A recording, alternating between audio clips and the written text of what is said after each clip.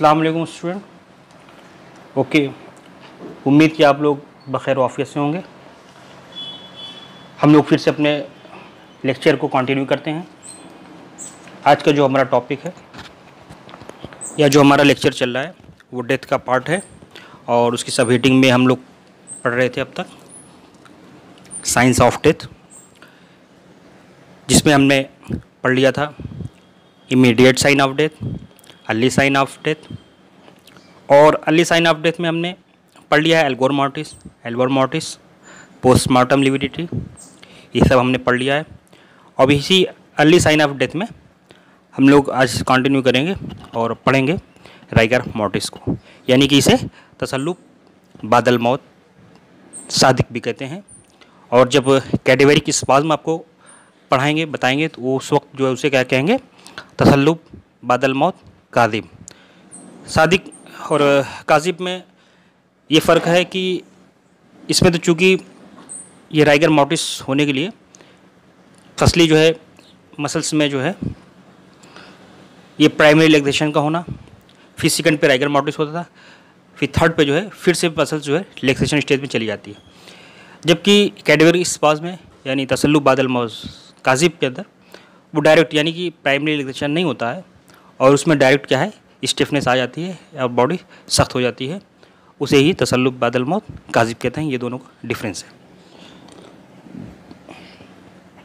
अब rigor mortis में ये है स्टूडेंट की यानी जब इंसान की मौत हो जाती है, इब्तिदा में तो वो बदन ढीला होता है लेकिन फिर बाद में उसके जिस्म में सख्ती आनी शुरू हो जाती है। ये भी इसी के ही हिस्सा है, यानी कि राइगर मॉर्टिस के होने से पहले का ही, जिसे तसल्लुब बादल मौत सादिक कहते हैं। और सेलुलर डेथ की ये अलामत होती है, यानी पहले हम लोग जो पढ़े थे वो मॉलिक्यूलर डेथ था, जिसमें जो मॉलिक्यूल्स होते हैं बॉडी के वो ख़त्म होना शुरू हो जाते हैं। उसके बाद फिर सेल्स में जो है ख़त्म होने की बारी आती है या वो ख़त्म हो जाते हैं या ख़त्म होने की उस पर राह पर होते हैं। तो स्टूडेंट ये था इसका इब्तिदाई पार्ट। तो अब आइए स्टूडेंट हम देखते हैं इसको डिस्प्ले नोट पर। इसमें जो लिखा है चेंजेस इन मसल्स, यानी कि राइगर मॉर्टिस का ताल्लुक जो है वो क्या है, मसल्स की तब्दीली से ताल्लुक़ रखता है। ये मैं आपको बताया इससे 3 स्टेज होंगी। पहले तो इसमें यह है कि देखिए नंबर 1 पॉइंट इसमें अगर आप देखें इसको पढ़ते हैं, after death there 3 sorts of changes are identify in the muscles and this changes are as follows, यानी कि जब इंसान मरता है तो उसके अज़लात में 3 तरह के चेंजेस वाक़ होते हैं। ये सेलुलर डेथ की बात चल रही है। उसमें पहले क्या होगा कि प्राइमरी रिलैक्सेशन होगा या primary felicity of the muscles, ये पहली कंडीशन है। दूसरी कंडीशन में आता है राइगर मॉर्टिस, है ना, जिससे हमें पढ़ना है एग्जाम पॉइंट ऑफ व्यू से है। तो सभी टॉपिक जो पढ़ाए जा रहे हैं इंपॉर्टेंट, लेकिन ये उससे ज़्यादा होता है। मतलब अगर वो टॉपिक अगर 50% उम्मीदें आ सकते हैं तो ये 80% या 90% उम्मीद है कि एग्ज़ाम पॉइंट ऑफ व्यू से ये राइगर मॉर्टिस पूछा जाता है। अब इसमें तीसरा है सेकेंडरी रिलैक्सेशन और secondary flexibility of the muscles. फिर एक बार सख्ती आएगी, फिर जो क्या होगा कि अभी आगे आप बताऊंगा कि ये क्यों होता है, इसका मैकेनिज्म क्या है। फिर उसके बाद क्या होता है वो तीसरी स्टेज में चला जाता है, यानी कि वो सेकेंडरी रिलैक्सेशन हो जाएगा। प्राइमरी रिलैक्सेशन में क्या होता है स्टूडेंट कह रहे हैं कि ये इमीडिएट आफ्टर डेथ ये अकर होता है और ये इस वजह से होता है कि जो ब्रेन का यानी सेंटर्स है, सेंट्रल नर्वस सिस्टम, वहाँ से ये चूँकि कंट्रोल होता है। लेकिन जब इंसान डेथ कर जाता है, उसकी मौत हो जाती है, तो क्या होता है कि फिर उसका कंट्रोल ख़त्म हो जाता है। फिर बॉडी का जो फंक्शन होता है ना, कि आदमी जब जीता रहता है तो उसके बॉडी क्या है कि एक टोन में रहती है ना, एक नॉर्मल टोन में रहती है। लेकिन जब सेंट्रल नर्वस सिस्टम से कंट्रोल होना ख़त्म हो जाएगा तो वो बॉडी बिल्कुल रिलैक्सेशन स्टेज में चली जाती है। अब स्टूडेंट अब ये देखें हम इसको आप पढ़ लीजिएगा। तो जब रिलैक्सेशन हो जाता है तो उसमें क्या होता है कि पेपिलरी जो मसल्स डायलेशन हो जाता है, स्फिंक्टर रिलैक्सेशन हो जाएगा, या यूरिनरी स्टूल इनकॉन्टिनेंस, यानी कि आपने देखा होगा बॉडी है ना कि उसके फुजलात, ठीक है ना, वो बदन से खारिज हो जाता है। चूँकि नर्वस सिस्टम का जो कंट्रोल था वो ख़त्म हो चुका है, तो ये सब चीज़ रिलैक्स में चली जाती हैं, तो इसके बदन से ये चीज़ें भी खारिज हो जाती हैं। अब इसका एक सिस्टमेटिक डायग्राम दिखाया है स्टूडेंट, ये देखिए आप, डेथ है और इसके बाद ये बता रहे हैं कि इसमें पहला जब इंसान डेथ किया तो प्राइमरी रिलैक्सेशन होगा, उसके बाद सेकेंडरी रिलैक्सेशन में, मतलब प्राइमरी के बाद सेकेंडरी के दरमियान होने से पहले जो है बीच में राइगर मोर्टिस का अमल होगा, फिर थर्ड जो है वो सेकेंडरी रिलैक्सेशन होगा। तो ये इसके अंदर बताया इस डायग्राम के अंदर, यानी changes in muscles after death. ये एक डायग्राम है जिसके ज़रिए से हम समझ सकते हैं। अब आइए स्टूडेंट हम लोग डिटेल से जानते हैं कि राइगर मोर्टिस असल है क्या। तो राइगर मोर्टिस कह रहे कि लिटरेरी मीनिंग इसकी जो होती है उसका मतलब होता है कि रिजिडिटी, सख्ती, है ना, और मोर्टिस का मतलब जानते ही हैं डेथ क्या होता है। तो इस हिसाब से ये निकाल के आएगा कि the rigor mortis is the postmortem stiffening और rigidity of the muscle in a dead body, यानी जब इंसान मर जाता है उसके बाद जो कंडीशन पैदा होती है, ठीक है ना, यानी कि मसल्स अज़लात जो है वो सख्त हो जाते हैं, उसी को राइगर मोर्टिस कहते हैं। ये दो डायग्राम आप स्टूडेंट देख रहे हैं, इसको मैं जूम कर दूं तो अगर आपको ज़्यादा क्लियर होगा। ये करें कि the body is stiff and can be made to remain so on to support either end of the body, heels or end, यानी कि जब ये अमल होता है इस चीज़ का, तो इसमें ये भी होता है कि अगर बॉडी को, अगर लाइंग पोजीशन पे बॉडी पड़ी है और उसके अंदर ये अमल हो गया राइगर मोर्टिस का, तो इतनी ज़्यादा स्टिफनेस होती है कि अगर एक तरफ ये देखिए टेबल रखी हुई है स्टूडेंट, एक तरफ ये टेबल रखी हुई है, इस टेबल के दरमियान अगर इसकी बॉडी को रख दिया जाए, ठीक है स्टूडेंट, तो क्या होगा कि स्टिफनिंग इतनी ज़्यादा होती है ना, कि ये बॉडी क्या है कि देखिए बीच में कोई सपोर्ट नहीं है, ठीक है, लेकिन इसकी वजह से क्या है कि ये राइगर मोर्टिस के अमल की वजह से इतना ज़्यादा होगा कि वो ऐसे लगेगा कि इंसान के अंदर थोड़ा बहुत हरकत है जो कि अपने आप को कंट्रोल किया हुआ है, जबकि ये क्या है, ऐसा नहीं होता है, ये उसके अमल यानी राइगर मोर्टिस का जो अमल है उसके नतीजे में ये कंडीशन डेवलप हुई।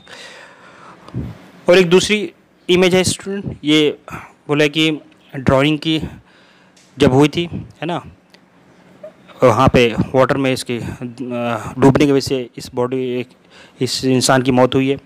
तो उसके बाद चूँकि वो जब पानी में इंसान डूबता है तो उसमें ये होता है कि राइगर मोर्टिस थोड़ा देर तक रहता है, ठीक है ना, क्योंकि रनिंग वाटर होता है या पानी में मौजूद होता है, तो उसमें क्या होता है, एनर्जी कम लॉस होती है, तो एटीपी का ब्रेकडाउन कम होता है, ठीक है।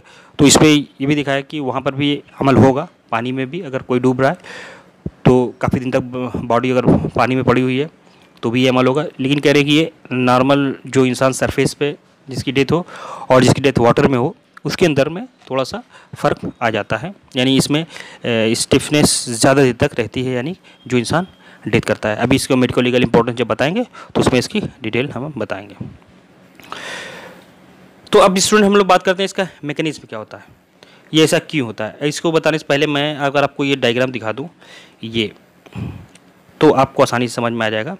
ये देखिए स्टूडेंट, ये एक्टिन है, हो सकता है आप फिजियोलॉजी में इसको पढ़े हों, और ये मायोसिन है, ठीक है स्टूडेंट, ये और ये एक्टिन है। तो ये करेगी रिलैक्स फेस, यानी जब इंसान का सेंट्रल नर्वस सिस्टम उसका कंट्रोल करता है, इंसान जी होता है यानी जिंदा होता है, तो बहयात होता है, तो उसमें क्या है कि एक नॉर्मल फिनोमिना के तहत में ये जब आदमी रिलैक्सेशन होता है तो ये जो एक्टिन है और एक इधर का जो ये है ना आपस में मिलते हैं, जो शटर का ये शटर, ये क्या है कि एक उसमें अपना इनका एटीपी मिलती रहती है और ये अमल से ये रिलैक्सेशन में होते हैं। यह जब इंसान जिंदा ही रहता है तो उसमें अगर मान लीजिए कोई वर्क किया, जैसे बॉडी बिल्डर वगैरह वो करते हैं, को अपने ज़्यादा मसल्स को टोन करते हैं, तो उन कंट्रैक्टिव फेज में जब आता है तो ये कंडीशन होती है। ये देखिए ये दोनों बैंड थे यहाँ, एक्टिन का ये वाला और एक्टिन का ये, अब यहाँ पे क्या हो गया, दोनों यहाँ मिल गए, तो यानी क्या हुआ, मसल कंट्रैक्ट हो गई, एक नॉर्मल फिनोमिना में। लेकिन स्टूडेंट अगर यही चीज़ अगर हम यहाँ देखें राइगर मोर्टिस में क्या हुआ कि यहाँ पर देखिए जो पिक्चर ये है, ये पिक्चर इसमें भी नज़र आई, लेकिन अब ये कि ये नॉर्मल स्टेज में था तो इसमें क्या है कि फिर ये एटीपी फिर आती है तो ये रिलैक्स भी होता था, कॉन्ट्रैक्ट भी होता है। लेकिन अब चूँकि यहाँ धीरे धीरे ख़त्म हो जाती है एटीपी, है ना, ख़त्म होने के मरहले में होती है, इसलिए फिर ये अगर स्टिफनेस हो गई तो फिर ये एक देखिए कि तक लॉक हो जाएगी।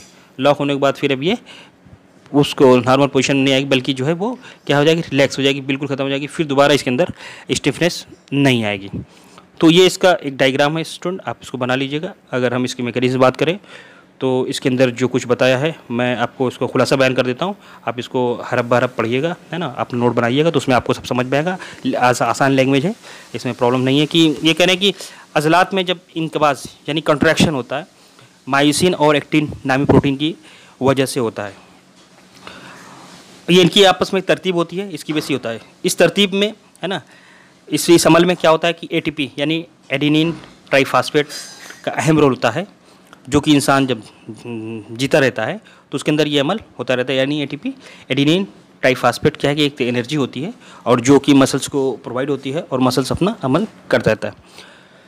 ज़िंदगी की हालत में है ना, ज़िंदगी पैदाइश में ये इसमें हम आहंगी पाई जाती है। यानी कि ये क्या कहते हैं, एक नॉर्मल उसमें रहते हैं, ठीक है ना, कि कभी रिलैक्स हो जाएंगे और कभी कॉन्ट्रैक्ट हो जाएंगे। लेकिन कह रहे कि जब इंसान मर जाता है तो ग्लाइकोजन की वजह से है ना एटीपी थोड़े वक्त तो पैदा होती है। यानी कि फिर जब एक तो आदमी जब बढ़ता है तो एटीपी उसे डायरेक्ट फूड वगैरह की वजह तो मिलती रहती है, ठीक है, एनर्जी बनती रहती है और इंसान अमल करता है। लेकिन जब अगर एनर्जी पूरी तरह से ख़त्म हो जाए, बाहर से कोई फूड नहीं मिला, तो बॉडी में जो मौजूद ग्लाइकोजन है फिर उसका अमल शुरू होता है और वो कुछ हद तक क्या करेंगे, वो उसका सपोर्ट करेंगे एटीपी का, है ना, जिसकी वजह से वो एक्टिनोमाइसिन जो है अपना जो है वो बनाते हैं, अमल करते रहते हैं। लेकिन जब ये ग्लाइकोजन की भी पैदाइश अगर रुक जाए, ठीक है ना, अब यानी एटीपी का सपोर्ट भी नहीं देखें, तो फिर क्या होता है इस कंडीशन में एक्टिनोमाइसिन जो होते हैं ये आपस में मिल करके एक सख्त जेली बना लेते हैं, है ना, या आपस में मिल करके क्या कि अब ये फिर रिलैक्सेशन नहीं होता है, क्योंकि इनके अंदर एटीपी का जो अमल है वो एटीपी का जो अमल है वो एडीपी में बदल जाता है, तो वो ख़त्म हो जाता है। इसकी वजह से फिर जो है वो स्टिफनेस पैदा हो जाती है बॉडी के अंदर। तो ये था स्टूडेंट, इसको आप पढ़िएगा, है ना, अगर कोई कन्फ्यूज़न है मुझसे पूछ लीजिएगा, क्योंकि ज़्यादा अगर इसके हर बार पढ़ के हम वो करें, मैंने आपको इसका खुलासा बता दिया। इंशाल्लाह उम्मीद है कि आपको समझ में आ गया होगा। नहीं भी हो तो मुझे कमेंट करके आप पूछ लीजिएगा, फिर मैं इसकी डिटेल आपको बता दूंगा। वीडियो लंबी ना हो जाए तो इसलिए मैं आपको थोड़ा सा बस इसका खुलासा ही बता दी। चल आगे बढ़ता हूँ। अब ये बताया डायग्रामेटिक रिप्रेजेंटेशन आपको जैसे बताया इसके अंदर ये।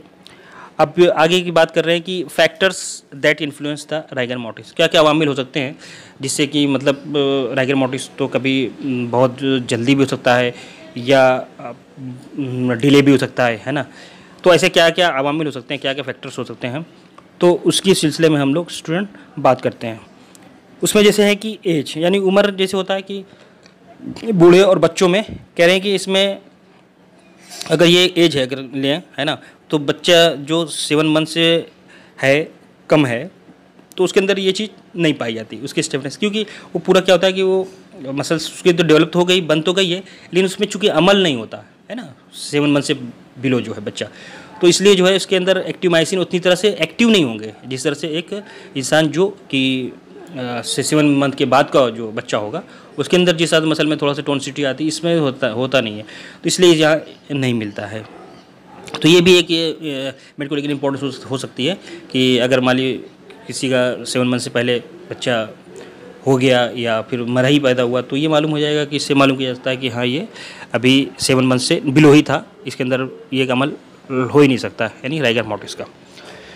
अब कह रहे हैं कि बिल्ट ऑफ द पर्सन, यानी कि अगर कोई इंसान थीन है, पतला है और कमज़ोर है, तो उसके अंदर क्या होगा कि मसल्स मास कम है चूँकि, तो उसके अंदर क्या होगा कि वो अमल क्या होगा कम होगा, ठीक है ना। तो इसलिए कह रहे हैं कि ये यहाँ पे हो तो राइगर मोर्टिस का अमल तो होगा, लेकिन ये जल्दी शुरू होगा और जल्दी ख़त्म हो जाएगा। लेकिन इन बिल मुकाबले किसके कि अगर कोई बिल्ड पर्सन है ना, बॉडी बिल्डर है कोई, तो उसकी मसल मास चूँकि ज़्यादा होती है तो उसके अंदर क्या कि वो शुरू तो देर में भी होगा और ख़त्म भी देर में होगा। तो ये था इस पॉइंट। तीसरा है कि स्टूडेंट की समर, यानी अगर गर्मी में होता है, ले लिए 2 कंडीशन बताया कि समर का कंडीशन है, एक जाड़े का कंडीशन है ना, कोल्ड का कंडीशन।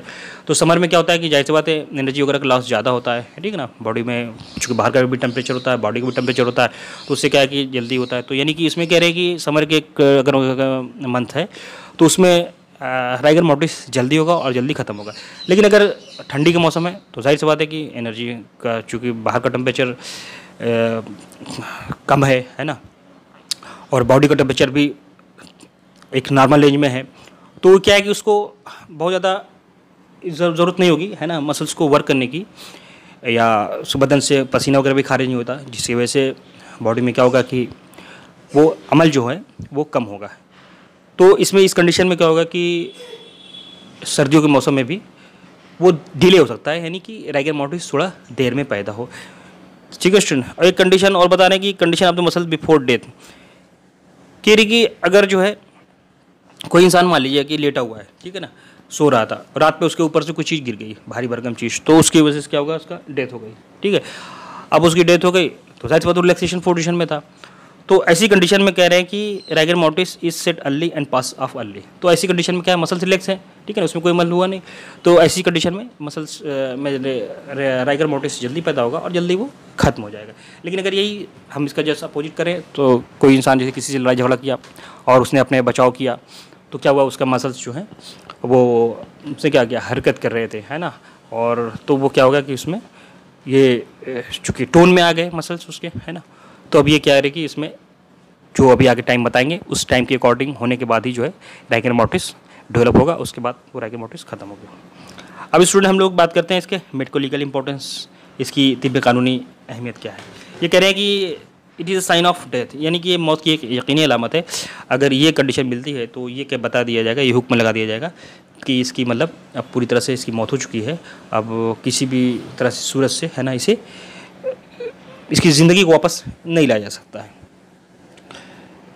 कह रहे कि during the early phase after death it help in the estimating the time since death. अगर इसकी मदद से हम मालूम कर सकते हैं कि किसी इंसान की मौत कब हुई है और इसका अंदाज़ा इसके ज़रिए से लगाया जा सकता है। अब बता रहे हैं कि अगर गर्मी का मौसम होता है तो rigor mortis has not in death might have occurred with in 2 hours. तो ऐसी कंडीशन में क्या होता है, 2 घंटे में ये शुरू होता है। If rigor mortis has involve the whole body then might we have occurred between 12 से 24 घंटे की दरमियान ये मालूम हो जाएगा कि हाँ इससे पहले इसकी मौत हुई थी। अभी कह रहे कि सर्दी का मौसम हुआ तो एबव टाइमिंग आर रफली डबल। सर्दी का मौसम जैसे बताया कि चूँकि अमल कम होता है ना, मसल्स और बॉडी में भी जो रिएक्शन होता है वो, चूँकि बाहर का भी टेम्परेचर कम है और बॉडी का नॉर्मल तो है ही है, ठीक है, टेम्परेचर तो नॉर्मल रहेगा ही, तो उसमें क्या होगी, उसकी एनर्जी लॉस ज़्यादा होती नहीं है। इस वजह से क्या होगी, उस चीज़ें स्टोर रहेंगी एटीपी, है ना, तो वो देर तक इंसान क्या बाकी रहेगी। और राइगर मोर्टिस क्या होगी, देर में जस्ट डबल जो टाइमिंग हो जाएगी। यानी कि अगर 12 से 24 घंटा है तो अब ये 24 से 12 दूनी 24, 24 से 24 दूनी 48 घंटा हो सकता है। इस तरह से डबल कर देंगे।